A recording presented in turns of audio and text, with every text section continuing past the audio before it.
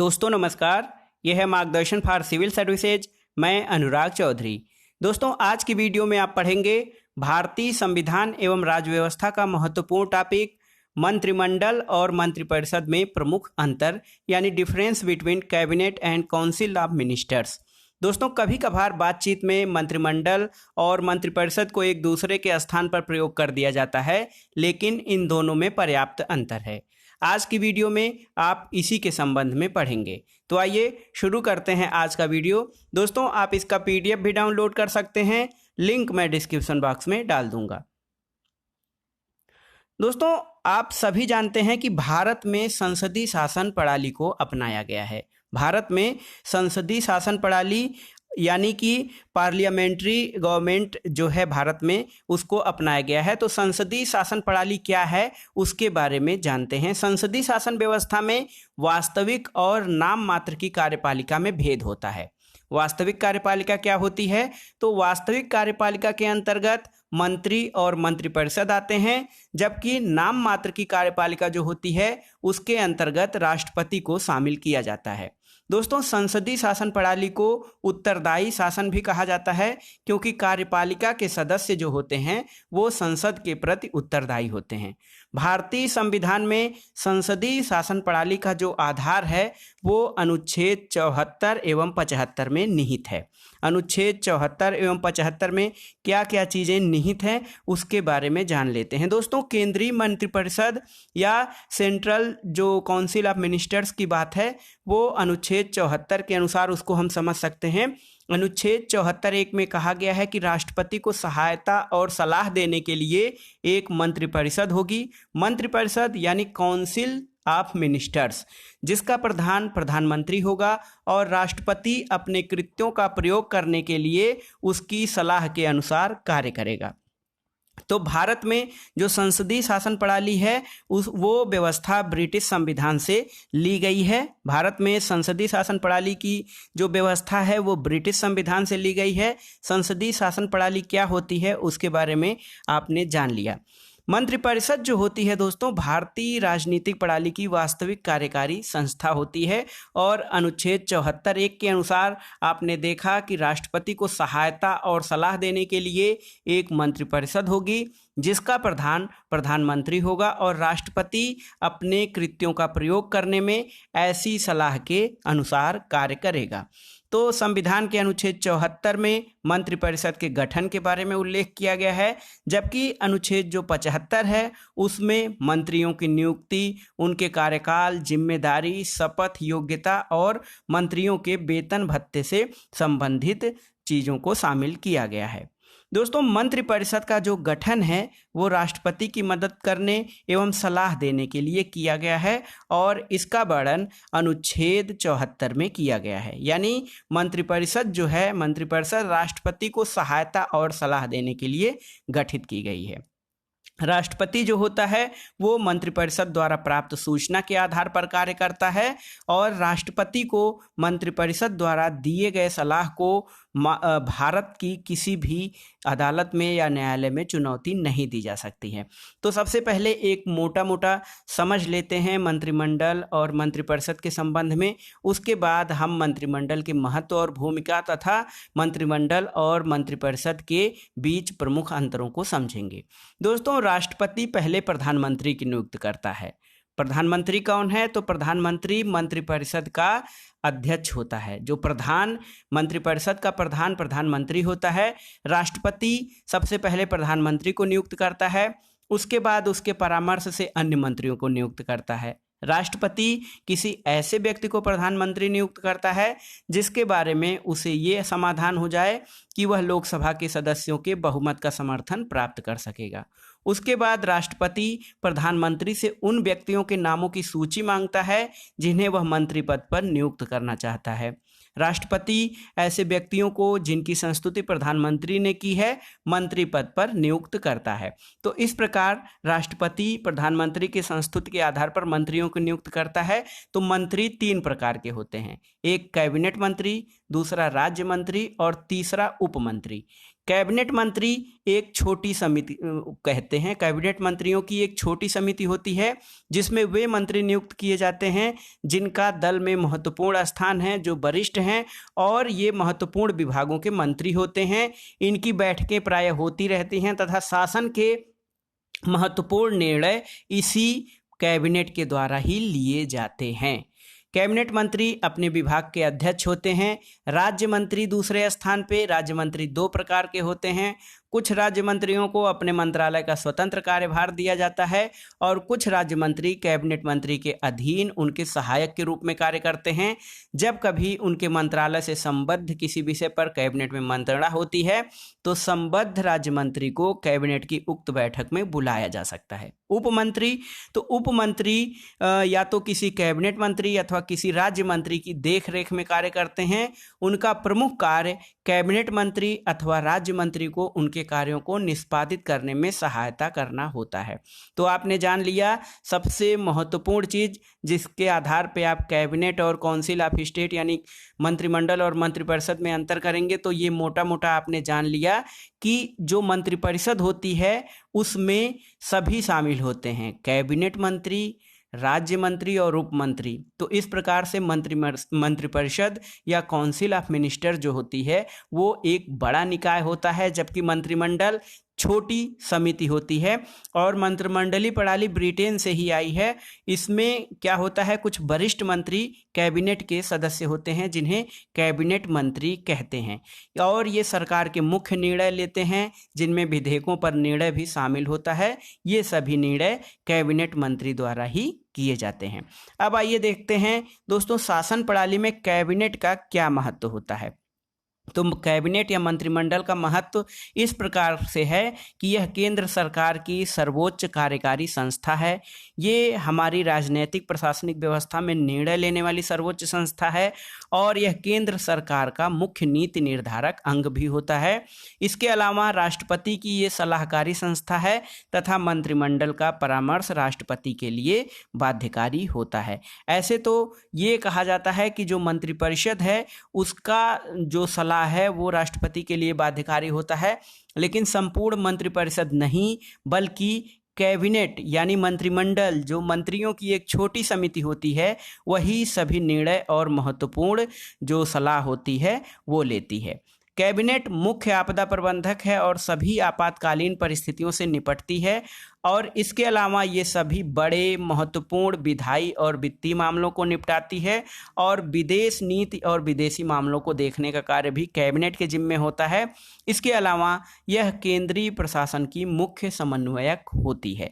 तो व्यवहार में कैबिनेट सर्वाधिक महत्वपूर्ण और सबसे प्रमुख होती है, जबकि एक प्रकार से देखा जाए तो कैबिनेट का उल्लेख यहाँ पर नहीं है। अनुच्छेद 74 और 75 में कैबिनेट का उल्लेख नहीं बल्कि काउंसिल ऑफ मिनिस्टर्स यानी मंत्रिपरिषद का उल्लेख है, लेकिन सभी महत्वपूर्ण कार्य दायित्व निर्णय लेने का कार्य कैबिनेट के द्वारा ही किया जाता है। दोस्तों आज के जो वीडियो का टॉपिक हमने लिया है मंत्रिपरिषद और मंत्रिमंडल में अंतर कौन सा है। तो आपने मोटा मोटा मंत्रिपरिषद के बारे में समझ लिया है और मंत्रिमंडल की प्रमुख भूमिका और विशेषताओं के बारे में जान लिया है। तो इस आधार पर आइए देखते हैं मंत्रिपरिषद और मंत्रिमंडल में अंतर क्या है। तो सबसे पहला अंतर आपको जो जानना जरूरी होगा वो ये है कि आप इन दोनों शब्दों में अंतर समझिए। मंत्रिपरिषद यानी काउंसिल ऑफ मिनिस्टर्स, इसके अलावा मंत्रिमंडल यानी कि कैबिनेट। मंत्रिपरिषद काउंसिल ऑफ मिनिस्टर्स मंत्रियों की परिषद और मंत्रिमंडल यानी कैबिनेट। कैबिनेट आप एकदम सामान्य से समझिए कि कैबिनेट एक छोटा निकाय है और इसमें कुछ विशिष्ट मंत्री और वरिष्ठ मंत्री नियुक्त किए जाते हैं। तो पहला अंतर देखते हैं मंत्रिपरिषद और मंत्रिमंडल में पहला अंतर क्या है। तो इसमें मंत्रियों की 3 श्रेणियां होती हैं। मंत्रिपरिषद को आपने देखा था दोस्तों, सबसे पहले हमने चर्चा की थी कि राष्ट्रपति को सहायता और सलाह देने के लिए एक मंत्रिपरिषद होगी जिसका प्रधान प्रधानमंत्री होगा। तो मंत्रिपरिषद में मंत्रियों की 3 श्रेणियां होती हैं, कैबिनेट मंत्री, राज्य मंत्री एवं उप मंत्री। मोटा मोटा आपको हमने शुरुआत में बता भी दिया था कि कैसे कैसे ये क्या होते हैं, कैबिनेट मंत्रियों का कार्य क्या है, राज्य मंत्री कैसे होते हैं, उनका कार्य क्या होता है, इसके अलावा उप मंत्री कौन से होते हैं। इसीलिए पहले भूमिका में ही हमने बता दिया था। अब आप यहाँ शार्ट में समझिए कि मंत्रिपरिषद में मंत्रियों की 3 श्रेणियाँ होती हैं, कैबिनेट मंत्री, राज्य मंत्री एवं उप मंत्री, और यह एक बड़ा निकाय है जिसमें 60 से 70 मंत्री होते हैं। इसके अलावा जो मंत्रिमंडल है वो क्या है, तो मंत्रिमंडल, इसमें केवल कैबिनेट मंत्री शामिल होते हैं। तो आपको समझ में आ गया होगा कि कैबिनेट जो होता है या मंत्रिमंडल होता है छोटा निकाय होता है और इसमें केवल महत्वपूर्ण मंत्री शामिल होते हैं, इसमें केवल कैबिनेट मंत्री शामिल होते हैं। अतः यह मंत्रिपरिषद यानी काउंसिल ऑफ मिनिस्टर्स का एक छोटा सा भाग होता है। यह एक लघु निकाय है, इसमें केवल 15 से 20 मंत्री होते हैं। तो पहला अंतर आपने जान लिया। अब आइए देखते हैं दूसरा अंतर क्या होता है। तो जो मंत्रिपरिषद होती है दोस्तों, ये सरकारी कार्यों हेतु एक साथ बैठक नहीं करती है और इसका कोई सामूहिक कार्य नहीं है। मंत्रिपरिषद सरकारी कार्यों के लिए एक साथ बैठक नहीं करती है और इसका कोई सामूहिक कार्य भी नहीं है। लेकिन मंत्रिमंडल जो होता है ये एक निकाय की तरह है। यह सामान्यतः हफ्ते में एक बार बैठक करती है और सरकारी कार्यों के संबंध में इसके कार्यकलाप सामूहिक होते हैं और इसीलिए कैबिनेट प्रणाली या मंत्रिमंडलीय प्रणाली को सामूहिक उत्तरदायित्व पर आधारित प्रणाली भी कहा जाता है। तीसरा अंतर देखते हैं, सैद्धांतिक रूप से मंत्रिपरिषद को सभी शक्तियां प्राप्त होती हैं। मंत्रिपरिषद जो होती है वो सैद्धांतिक रूप से सभी शक्तियों को धारण किए होती है, लेकिन कैबिनेट या मंत्रिमंडल वास्तविक रूप में मंत्रिपरिषद की शक्तियों का प्रयोग मंत्रिमंडल के द्वारा किया जाता है और सरकार जो है उसके लिए कार्य करती है। तो कुल मिलाकर जो मंत्रिपरिषद है वो सैद्धांतिक दृष्टि से शक्तिशाली है, लेकिन वास्तविक रूप में या व्यवहारिक दृष्टि से देखा जाए तो मंत्रिमंडल ही काउंसिल ऑफ मिनिस्टर यानी मंत्रिपरिषद की शक्तियों का वास्तविक रूप में प्रयोग करती है। चौथा अंतर क्या है, तो चौथा अंतर ये है कि मंत्रिपरिषद के कार्यों का निर्धारण मंत्रिमंडल करती है और जो ये अंतर है मंत्रिमंडल के संबंध में, तो मंत्रिमंडल जो होता है वो राजनीतिक निर्णय से लेकर मंत्रिपरिषद को निर्देश तक देती है तथा ये निर्देश सभी मंत्रियों पर बाध्यकारी होते हैं। मंत्रिमंडल द्वारा दिए गए निर्देश सभी मंत्रियों पर, राज्य मंत्री, उप मंत्री सभी पर बाध्यकारी इसलिए होते हैं कि जो कैबिनेट मंत्री होता है वो अपने विभागों के मंत्री होते हैं और वही सर्वेसर्वा होते हैं। इसलिए जो राज्य मंत्री हैं या उप मंत्री उनकी सहायता के लिए लगाए जाते हैं, उन पर उनके निर्णय या आदेश बाध्यकारी होते हैं। पांचवा अंतर जो मंत्रिपरिषद और मंत्रिमंडल में है वो ये है कि मंत्रिपरिषद मंत्रिमंडल के निर्णयों को लागू करती है और मंत्रिमंडल के संबंध में देखिए, जो मंत्रिमंडल है यह मंत्रिपरिषद द्वारा अपने निर्णयों के अनुपालन की देखरेख करती है। तो बहुत ही महत्वपूर्ण है, मंत्रिपरिषद जो है वो मंत्रिमंडल के निर्णयों को लागू करती है, जबकि मंत्रिमंडल जो होता है या कैबिनेट ये मंत्रिपरिषद द्वारा अपने निर्णयों के अनुपालन की देखरेख करती है। छठवां अंतर ये है दोस्तों कि मंत्रिपरिषद एक संवैधानिक निकाय है। मंत्रिपरिषद या काउंसिल ऑफ मिनिस्टर्स जो होता है वो एक संवैधानिक निकाय है और इसका विस्तृत विवरण संविधान के अनुच्छेद 74 और 75 में किया गया है और इसका आकार और वर्गीकरण संविधान में वर्गीकृत नहीं है। इसके आकार का निर्धारण प्रधानमंत्री समय और परिस्थितियों को ध्यान में रखकर करता है। लेकिन जो मंत्रिमंडल है इसे संविधान के अनुच्छेद 352 में 1978 के 44वें संशोधन अधिनियम द्वारा शामिल किया गया था। बहुत ही महत्वपूर्ण है, यानी जो मंत्रिपरिषद है वो मूल रूप से संविधान में शामिल था, काउंसिल ऑफ मिनिस्टर की बात, लेकिन मंत्रिमंडल या कैबिनेट की बात संविधान के अनुच्छेद 352 के अलावा और कहीं भी कैबिनेट का उल्लेख नहीं है और इसे संविधान के अनुच्छेद 352 में 1978 1978 के 44वें संविधान संशोधन अधिनियम द्वारा शामिल किया गया था, इसलिए ये संविधान के मूल स्वरूप में शामिल नहीं थी। अनुच्छेद 352 में इसकी व्याख्या ये है कि प्रधानमंत्री एवं अन्य कैबिनेट मंत्रियों की परिषद, जिन्हें अनुच्छेद 75 के अंतर्गत नियुक्त किया जाता है, इसके कार्यों एवं शक्तियों का वर्णन संविधान में नहीं किया गया है। चूंकि कैबिनेट के अंतर्गत प्रधानमंत्री एवं अन्य कैबिनेट मंत्रियों की परिषद को, जिन्हें अनुच्छेद 75 के अंतर्गत नियुक्त किया जाता है, इसे अनुच्छेद 352 में कैबिनेट कहा गया है, लेकिन इसके कार्यों एवं शक्तियों का वर्णन संविधान में नहीं किया गया है। फिर भी व्यवहारिक और वास्तविक रूप में देखें तो मंत्रिपरिषद नहीं बल्कि मंत्रिमंडल ही सर्वाधिक शक्ति संपन्न है और सभी निर्णय, कार्य, दायित्व इसी के द्वारा लिए जाते हैं। सातवां और अंतिम अंतर दोस्तों मंत्रिपरिषद और मंत्रिमंडल में क्या है उसके बारे में जान लेते हैं। तो सातवां और अंतिम प्रमुख अंतर ये है कि जो मंत्रिपरिषद होती है वो सामूहिक रूप से संसद के निचले सदन लोकसभा के प्रति उत्तरदायी होती है। सामूहिक उत्तरदायित्व की धारणा, यानी मंत्रिपरिषद सामूहिक रूप से संसद के निचले सदन यानी लोकसभा के प्रति उत्तरदायी होती है और मंत्रिमंडल संसद के निचले सदन लोकसभा के प्रति मंत्रिपरिषद की सामूहिक जिम्मेदारी को लागू करती है। सामूहिक उत्तरदायित्व का क्या अर्थ होता है दोस्तों? तो मंत्रिपरिषद के सदस्यों का सामूहिक उत्तरदायित्व होता है।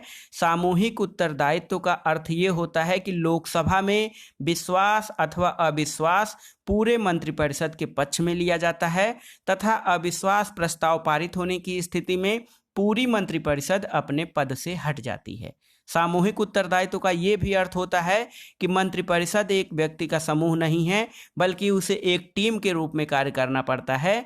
कोई भी मंत्री सार्वजनिक तौर पर कैबिनेट के फैसलों से असहमति नहीं व्यक्त कर सकता है, अर्थात कैबिनेट के अंदर अलग अलग विचार तो रखे जा सकते हैं, लेकिन एक बार कैबिनेट का निर्णय हो जाने के बाद मंत्रियों को व्यक्तिगत मतभेद होने के बावजूद भी उन्हें कैबिनेट का समर्थन करना चाहिए और इसे ही सामूहिक उत्तरदायित्व कहते हैं।